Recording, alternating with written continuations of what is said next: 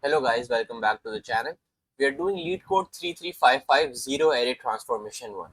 First of all, we are going to see what the brute force solution of this problem is. We'll just do what the question literally tells us to do, and then we are going to optimize. And this is basically the best part of the video. This is what I want you to learn. If you are even a little bit serious about comparative programming, concepts like difference array is something which should be at your fingertips. So let's have a look at what the problem statement says. It says you're given an integer array nums of length n, okay, and a 2D grid, 2D array queries where queries of I is left of I, right of I. For each queries I, select a subset of indices within the range li ri in nums and decrement all the values by 1. Okay, a zero array is an array where all elements are equal to 0. You return true if it is possible to transform nums into a zero array, otherwise you return false. So let's have a look at the example test cases. We are given 1 0 1 over here and the queries are 0 comma 2. So basically I have to select this particular you can say part of the array and decrement all the numbers by 1. So this will become 0, this is already 0, so I won't change it, and this will become 0 as well. So I return true from here, right? Then in the second test case, I have 4 3 2 1. First of all, they are saying 1 comma 3, which means I have to decrement this particular part. So what I'll do is I will make it 2 1 0, and then they are saying that select the part 0 from 0 to 2. So what I'll do is this remains 4. What I'll do is 3 1 0, and this was already 0, so I'll just copy paste it. Now after both the queries, you're observing that this is not a zero array. This is not a zero array. Therefore, you return false.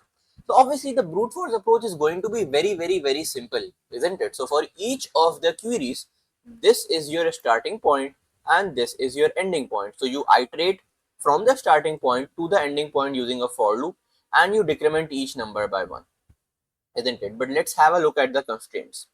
The constraints say that at maximum nums length can be 10 to the power 5. Okay, that's my n. Then they're saying that the query's length can be 10 to the power 5 as well. Query's length can be 10 to the power 5 as well. Let's say that this is m.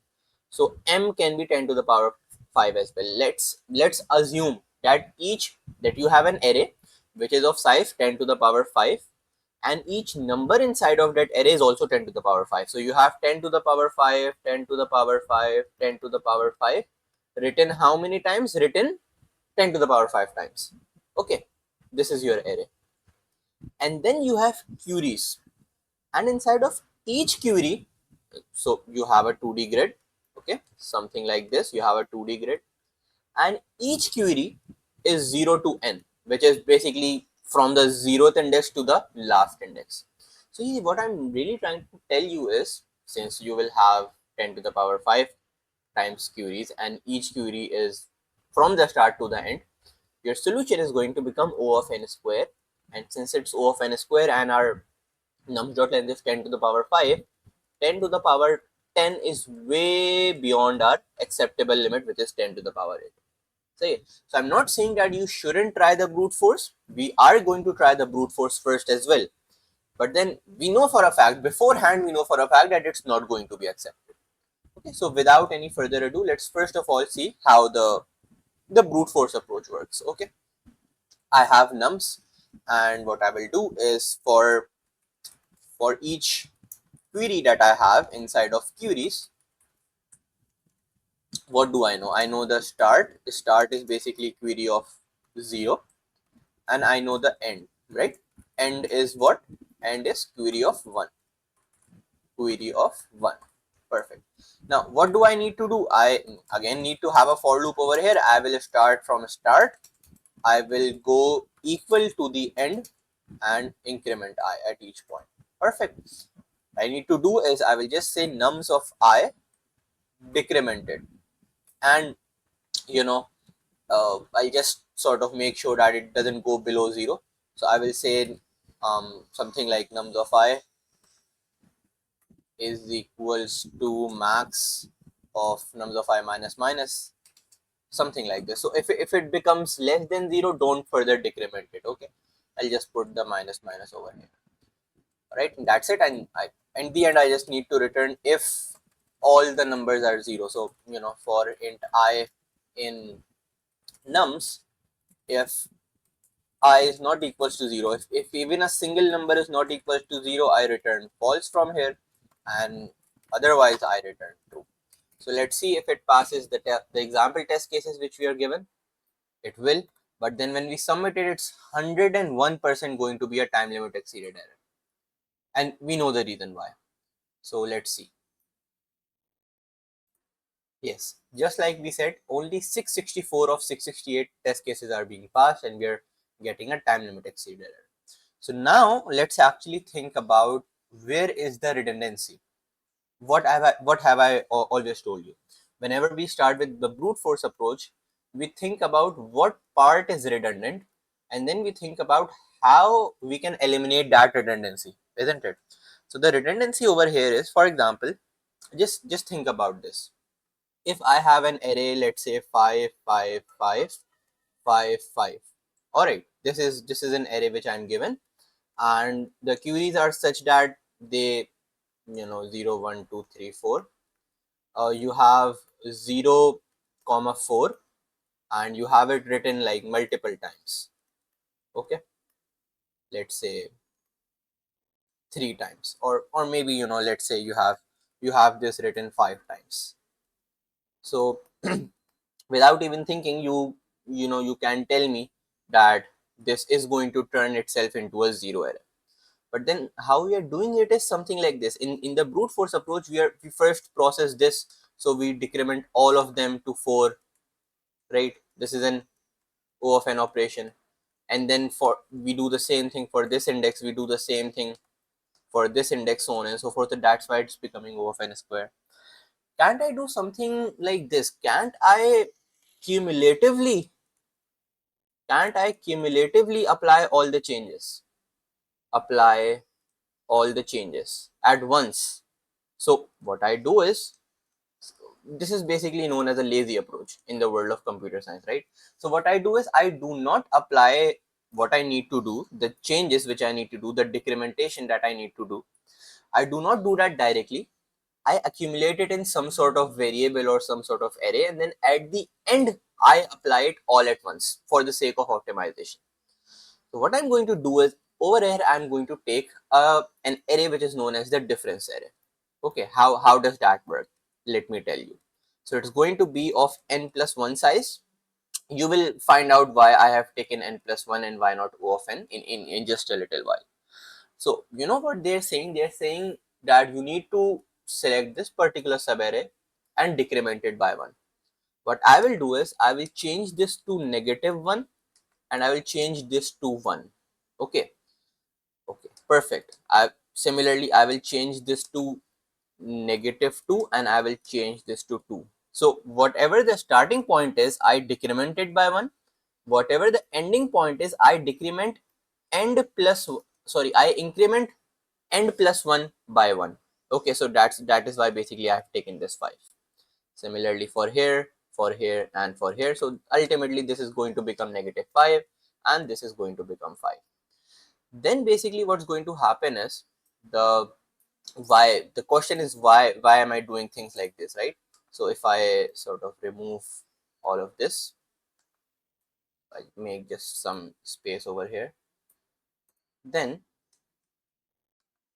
what's going to happen is, you see, I'm going to now start calculating my answer. This was 5, by the way. Originally these were all 5s. I will take a variable which is known as change. Okay, this was -5, change, and change in initially 0. When I start from this particular point, I'm going to add this to my change, so this becomes -5. Now since my change is -5, that means that I need to increment this point by -5. This becomes 0. Then my I gets to this point.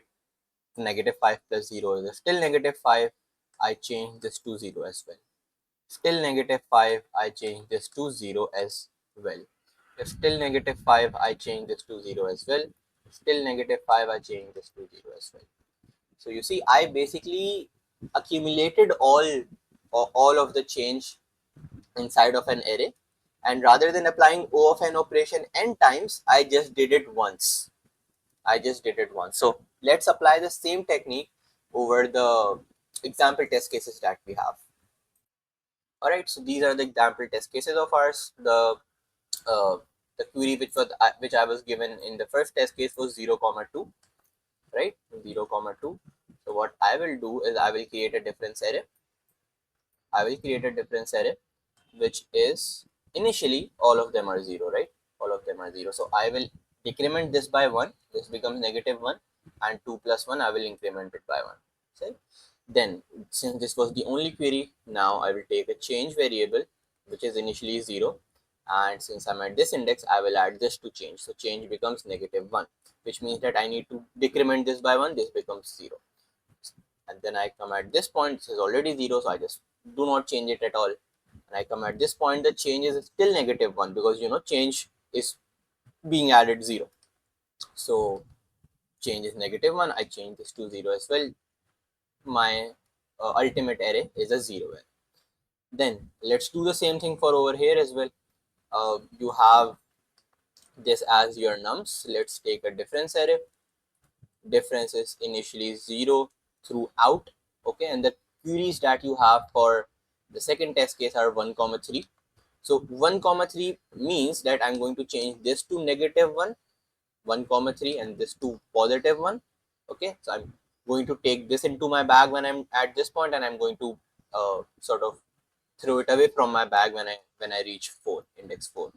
So this is sort of known as a lazy technique. And 0 comma 2, so I'm going to decrement this by 1, and I'm going to increment 2 plus 1, which is 3 by 1. Okay, and then how it's going to work is something like this. I am going to take a variable which is known as change, which is initially 0. I'm at this point, I add the difference to my change, which change becomes negative 1, which means I have to change nums to 3. Okay, then I'm at this point. Okay, and my change actually becomes now negative 2, which means I have to change this 3 to what? To 1, correct? Then my I comes at this point, negative 2 plus 0 is negative 2.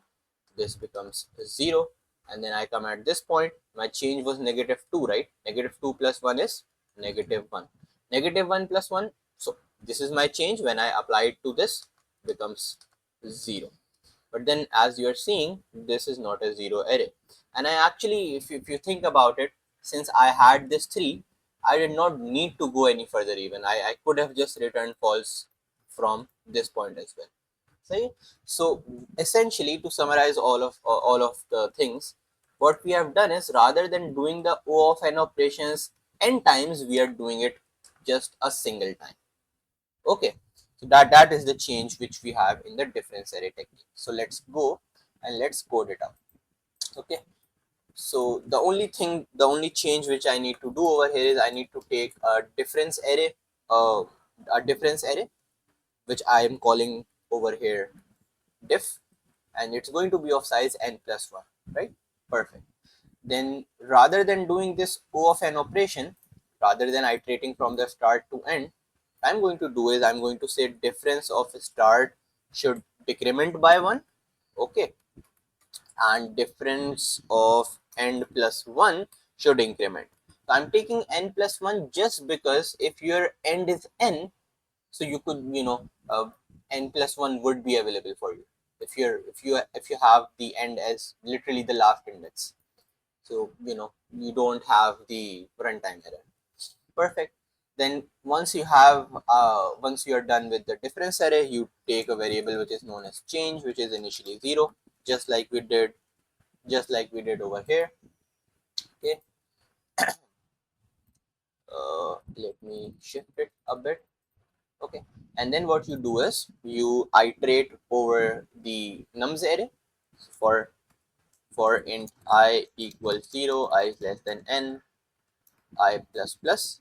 And the first thing which we did was that we added, basically we said change should be plus equals whatever the difference was at that index.